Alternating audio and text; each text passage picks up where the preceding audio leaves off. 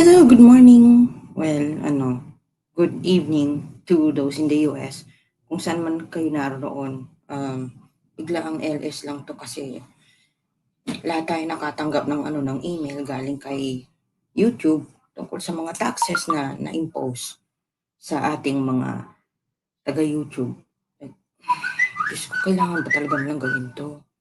Ano ba naman yan? Dali ha. Nasaan na naman ng mga ito? Diyos ko. Yung tayong mga kasi may dalawang nag-message sa akin tungkol sa sa kaganapan dito sa YouTube na magkakaroon daw ng taxes na impose sa atin na ito yung nung nag-share ako nag-search ako kanina sa YouTube. Ito yung unang lumabas na sa results na hindi part ng YouTube.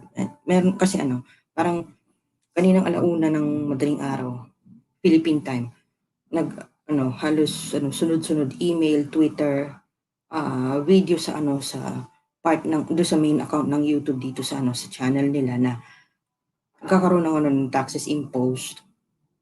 And of course, pangit yung medyo magulo yung choice of words na ginamit doon. Ang nangyari tuloy is lahat tayo nininerves ba talaga nangyari. So ito, try natin na i-breakdown dito. Na-analyze natin itong kaganapan na Maria Jose, paano na namang taxes ito? Anyway, maraming salamat sa kaisa-isang nanonood dyan. Malamang i-upload ko, malamang i-share ko din ito sa ibang tawag dito, sa ibang platforms.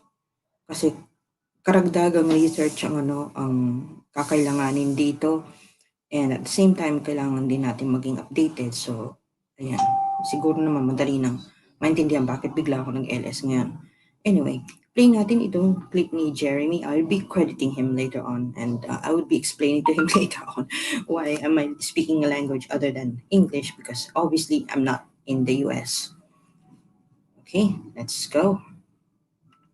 What's going on, everyone? Jeremy here from The Quartering, and YouTube's terrible communication has yet again led to widespread panic among content creators. I'm going to try to break it down for you so that you understand about how this affects your favorite creators, or if you're a fellow creator, hopefully this will shed some light on it for you. I don't blame people for kind of freaking out, but it's not nearly as bad as people seem to be thinking it is. So this morning, YouTube chose to tweet out news of a new tax that was going to be affecting all of their creators, including sending an email and uploading a video, of course.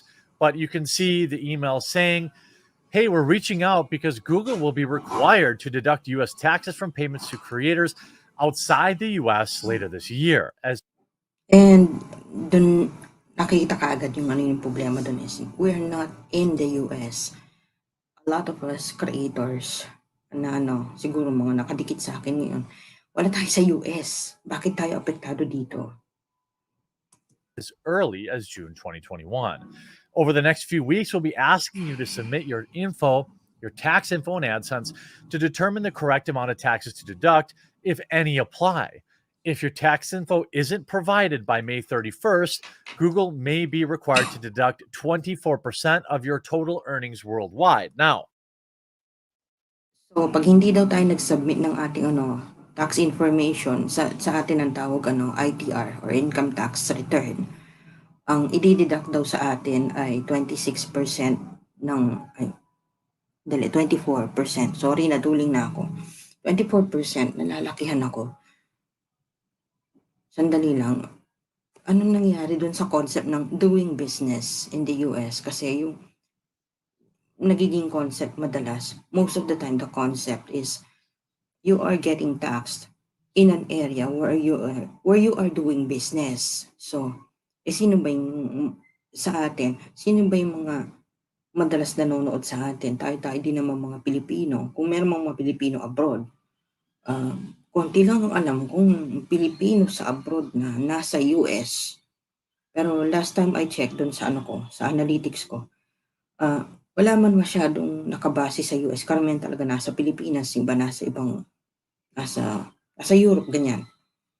And medyo masalimutin ng ano, ang mga privacy laws doon na hindi pa ako qualified na i-discuss. I-discuss ko siguro in the future pag medyo naiintindihan ko na ang gulo-gulo ng ano ng concept nila. So, yun yung ano yun yung nakakaalarma kaya nervous yung ibang mga kausap ko. Ayan, na ang nangyari tuloy is lahat kinausap ako na bakit may tax information na ano na hinihingi sa atin? Ano ba kinalaman natin dito? Nakaka-alarma kumbaga. Maria Joseph, Diyos ko po. Here's why people are freaking out. This is so poorly worded that people are missing the important aspect of this. One, this only applies to the money you earn in the United States. So let's say hypothetically, you're a UK content creator and let's just say 100% of your views happen in the UK. This affects you 0%. If you live in a nation with current tax treaties with the United States, like the UK and Canada, which can make you eligible for 0% in many cases, or Mexico, I think, is also 10%. Look, I get it. It sucks. Okay, tax treaty. Nabanggit niyo yung tungkol sa tax treaty. May tax treaty ba tayo sa US? I-verify ko pa yan. Hindi ko masabi kaagad na meron. Agreements, treaties, nagkaroon pa ng confusion sa mga salitang yan. Pero usually, pag natatax ka na dito sa Pilipinas, di ka natatax sa US or vice versa. Mga ganong concept na. Kasi iniiwasan natin dito yung double taxation. Tipong, ano ba naman to? Tipong, 30% na nga yung cut ni Lolo dito sa kita natin kung meron man.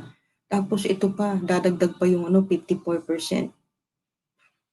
54%. Dali compute ko lang. 54% kasi naging 54% dahil 30% cut sa super chat sa revenue. Tapos 24% ayun, finally na-compute ko din. 30 plus 24, 54. 54% ng revenue. But parang sila na lang yata kumita sa effort natin. Ang pangit pakinggan. Like, tapos magkakaroon pa ng issue na saan ba applicable itong 24% na tinutukoy nila, income made in the US. So, ito ba ibig sabihin nito yung income na kinita natin mula sa mga nanood na nakabase sa US? Diyos ko, ano ba naman to? I'm not sure that, the problem is, when you earn a majority of your income in the United States, they're going to want a piece of that. That's just the way the system is. I'm not saying I agree with it or disagree with it, but it leads to tweets like this. Just got an email from Google saying all creators outside the US could lose 24% of their revenue to give to the fantastic United States government. Takihan ko lang to, Diyos ko.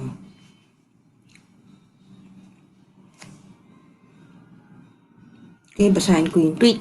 Just got an email from Google saying all creators outside the US could lose 24% of their revenue to give to the ay nako. Can't wait for this to go towards all sorts of awesome missiles. Please tell me this is a joke. It's not. I'm not surprised that's how they read this, but that's incorrect. And which leads to more emails like this one. YouTube currently takes 45% of our ad revenue for proving the platform, providing, I think they mean. This would tax the remaining 55% at 24%, leaving us with 42%. After UK income tax, assuming an effective tax rate of 35%, this leaves creators with 27 cents for every $1 we make. Okay. Iwasan natin ang pagkalat ng fake news ngayon. Maganda na na-analyze itong mga tweets na ito kasi yun talagang 'pag nagkakakuwentahan na, siyempre una magkukuwenta tayo, ikalawa, sabihin natin saan tayo located, ikatlo, kuwentahin natin ano yung matitira sa atin. Kasi nagmumukha siyang indirect tax. Malamang tanungin ko din yung ibang mga, kaklase ko na nakakaalam sa indirect tax. And kung may accountant diyan na may idea sa mga bagay-bagay dito sa taxation based kung saan located, ayun. Kailangan talaga na kailangan nating i-analyze ito kasi ang bottom line, kailangan nating malaman magkano yung matitira sa atin. Nakita pagkatapos mga deductions na ito. I mean, again, this is not correct because what Arthur is assuming is that 100% of their earnings are coming from the United States. Now, many creators may have the lion's share of their views coming from the United States. For example, me, the overwhelming majority of my content is viewed in the United States. It's like 80%. I would imagine a UK content creator who covered topics relevant in the United States would see similar breakdowns. And that's true. Again, though, it's a percentage of the income you would earn in the United States. Now, again, I don't blame this person because this is YouTube putting it out. If you're a YouTube partner outside the US, important tax changes are coming later this year that may affect your earnings. Find out what's happening below. You have to submit your tax info, find out what's more. And again, here, to clarify for Australian citizens, Section 6, can generate revenue from the U.S. services. Every nation is different, but clearly Australia has a tax treaty with the United States too. Here's how it's really going to work. All right, they put out this video. You have Partners in the UK or Canada may be eligible for a tax rate of 0%. Partners in the UK or Canada may be eligible for a tax rate of 0% due to existing treaties that the United States has. Partners in Mexico or Korea may be eligible for a tax rate of 10%. Oh, oy, may mga YouTuber tayo na nakabase sa Korea. Diyos ko, kumusta naman? Shout out sa mga nakabase sa Korea. So if you live in Mexico or Korea, you're still going to have your income decrease by 10% for every view that happens in the United States. Now, certainly, YouTube could choose to eat this. YouTube could choose to cover this cost for its creators. They don't want to, though. So, ang taxes na ayaw saluhin ng YouTube ay ipapasa sa ating mga content creator. Wow. Nagmukha siyang value-added tax. Nagmukha siyang value-added tax kasi yung mga taxes na hindi sinalo nung company na sinisingilan tax pinapasa sa atin. Saklap naman. And what's bizarre to me is how the heck this video has 1.9 thousand upvotes. This is just bad news all around. Rip our channel paying UK and USA taxes. There won't be much left. And again, I think the UK will qualify for a 0% exclusion. Tax every day, everywhere, all over. There should be an option and we can decide if we Mega shoutout Larang Mapras. Good morning at Chi. Long time no talk. Pinag-usapan lang dito yung sa taxes dahil karamihan sa atin nakatanggap ng email na yan. Hindi masyadong maliwanag sa atin. Chi at tiyempoan mo kumurin. Dakala salamat at Chi. we want our videos to be shown in the US, then let's make it fair. I mean, you would still want it shown in the United States anyway. And people are saying, oh no, people are blaming YouTube. this isn't a YouTube thing. This is a US government thing. So I would absolutely expect this to trickle down to Twitch and other things like that. You see, YouTube already takes 45% from its creators, and now comes another 30%. This is the final step in destroying small creators. YouTube platform means from now on, it's just for the big creators. From a total of $100, I received 25%. Very nice of YouTube to destroy the small creators. Now, I will use this, opportunity to say, if you have a creator that you like, especially one that you think is going to be negatively affected by this, now is a great time to consider, if they have a Patreon or a Subscribe Star, a buck or two a month goes really far. I myself have my Subscribe Star. We're at 92.2% of an exceedingly important goal. And I'm really hoping people will, use today to. Okay, itong dahilan bakit yung iba sa YT, kailangan magkaroon ng other sources of income. Like ito, si The Quartering.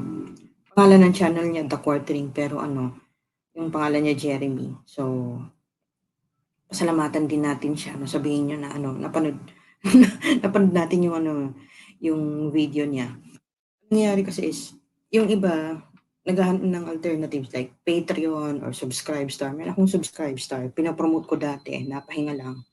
Dahil ang dami kong ginagawa. Ngayon, ito, kakaroon ng ibang mga sources of income. Magiging issue na naman yan is kung sa US ba nanggagaling yung ating mga views, yung mga audience natin. Kung karamihan, kung may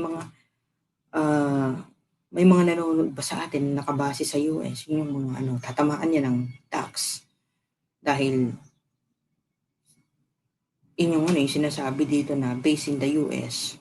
And kung gaya nung tingnan, pakita ko lang kung ilan yung kanyang subs, 1.08 million subs.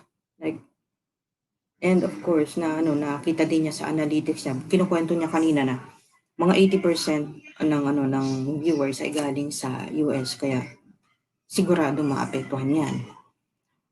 Kaya ito, nagkakaroon ng comparison ng tipong kung ganito kalaki yung ibabawas sa atin, ang itatak sa atin. Magkano lang kayo matitira? And anong mga sources of income yung sasalo sa mga yan? Ay wachi, itapin ni, itang tax impose daking YouTube, impose de kay katamu, ding makasora kasi yung maliliari. Deta nga halimbawa ikatamo, ating manalbeking US karing video tamo. Ay ba't makanyan? Kapambang lang ng content, no? Kasi dito si Aching Larang Maparas. Kasi ba? Yung iba nga nanonood sa atin nakabase sa US, and then kung halimbawa hindi nila nilalampasan yung ang tawag dito, tipong yung harang, tatambayan nila. Halimbawa, may kita tayo dun sa harang, pero may kita din, siyempre, yung YT na nangyari is, dahil kumita tayo sa ibang mga nanonood sa atin sa YT na nakabase sa US, ayun, magkakaroon ng tax. Tipong, ang mangyayari, tayo nakabase sa Pilipinas o tayo nakabase sa kung saan mang bansa and Pilipino tayo, mangyari yung pag meron tayong video, halimbawa, napanood mga taga-US, yun, at tapos kumita, nagkaroon ng revenue, yung revenue doon, yung pagkukuhanan ng 24%. Kung 3 piso per view, tapos kukuha pa ng 24% si YT dito sa atin, magkano lang ang natira sa atin, di ba? Yun yung mahirap doon. To consider, not just me, but if you have a different creator that you like or that needs it more, consider throwing them a buck or two. It adds up, absolutely. And you see this article here. YouTube will start deducting U.S. taxes from creators who don't live in the United States. Again, mildly misleading. This is all YouTube's fault, by the way. And again, YouTube could pay this for us. YouTube makes it fairly easy for anyone with talent and determination to make cash off producing videos.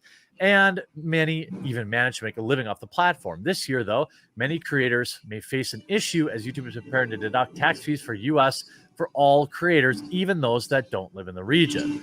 An email going out to YouTube creators who live abroad today notifies a change to YouTube's payments. Apparently, Google is now required to deduct taxes to the United States from all channels, even those owned by creators who don't reside in the United States. The change of how YouTube handles taxes comes from the US government, specifically under Chapter 3 of the Internal Revenue Code. Google has the responsibility to collect tax info from all monetizing creators outside of the United States and withhold taxes when income is earned from viewers within the United States. Yun na nga yun na nga ate yung magkano na lang ba kinikita natin dito sa YT? Ano, magkano na lang yung natira sa atin? Tipong, yung, kaya yung iba sa atin napapadalas yung upload, papadalas yung LS. Yung iba talagang nagde-direct LS na para sigurado yung kita. Yung tipong, medyo ironic na ito. Gumagamit ako ng StreamYard na pag daw, hindi ko pa ma-verify yung info na may cut din si StreamYard pag ganitong StreamYard ang ginamit natin na pag LS tipong pag hindi ko naman ginamit itong StreamYard, di paano ako makakapag-share ng ganitong video, di ba? Tipong ay nako. Yung hindi lang ito yung first time na kumbaga nagkagulo sa YT dahil dito sa income, dito sa revenue. Tipong dati na pinapanood ko din naman yung channel ni Batas Natin na sinasabi, ini-explain bakit yung iba sa atin na hindi pa munet, bakit may patalastas. Sabi, sa US lang daw yun. Tipong, kaya nga nauso yung yung virtual private network o VPN. Wala akong ginagamit na VPN sa ngayon. Na nangyayari, yung pag hindi ka pa munet, tapos mga taga-US yung nanonood sa'yo, may patalastas, may harang, kahit na hindi ka pa munet. Kasi, tiyempong, yung mga nanonood sa'yo nakabase sa US, di po. Parang unfair.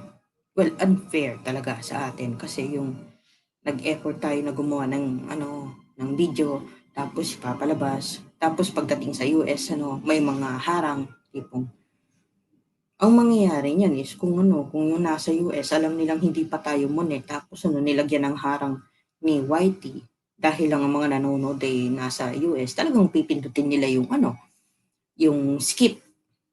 Kasi hindi naman yung taong pinanonood nila yung kikita dun sa mga harang na nakalatag diyan O di, lalong pare-pareho tayong nawala ng kita dito. Tapos ito na naman, yung 24% na yan, na taxes imposed na talagang kahit paano itong si Quartering na nililinaw niya na pag nakabase sa US yung nanonood at kung anumang revenue makukuha natin doon sa nanood, yun ang pagkukuhanan ng 24% tipong.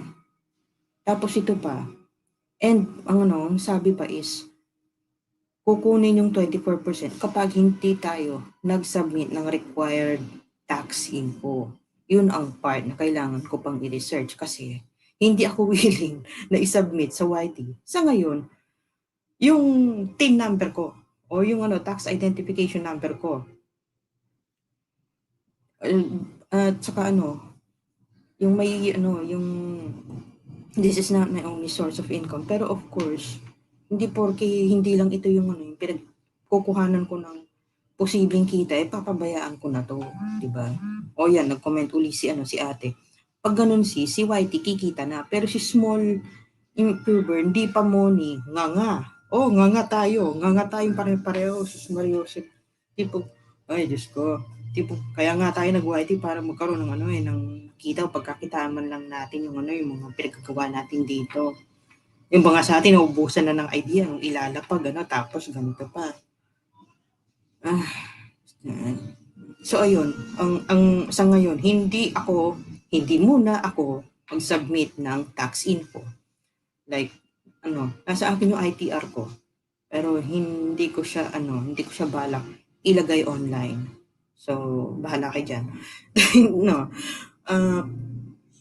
Nga lang yung mangyari, yung sa 24% yung nakakaalala doon. Kaya kayo, tingnan nyo din yung analytics nung dun sa YT studio nyo, tingnan nyo saan karamihan galing nung mga nanonood. Sa akin, kahit paano, pagtingin ko, around more or less 90% ng viewers nasa Pilipinas sa ngayon. I mean, anong malay natin, di ba? So ito, titingnan ko din yung ibang mga naglilitaw na messages dito. Kaya kita niyo itong si Quartering, meron pa siyang iba pang mga sources, Minds, Twitch, Parler, Rumble, TNP, Shoot, yan. Tapos ito yung logo niya, ang ganda. So, continue natin. That means not all income will be affected, but only that income earned from viewers within the United States. Of course, okay. Yun ang talagang ini-emphasize nila doon na yung 24% is applicable kung mga viewers natin nakabase sa US. O paano pa kaya yung dali lang, Diyos ko, tawag dito. the video they put out is actually pretty good. It does a pretty good job explaining, where this is coming from, the IRS, why they're doing it. Now, make no mistake about it. I said before, and I'll say it again, YouTube could cover this for us, but they choose not to. So, sa ngayon, tatapusin ko muna itong video dahil ito sigurado gagawin ko to ng follow-up. Maraming salamat po sa lahat ng nanood and see you on the next video. Bye-bye!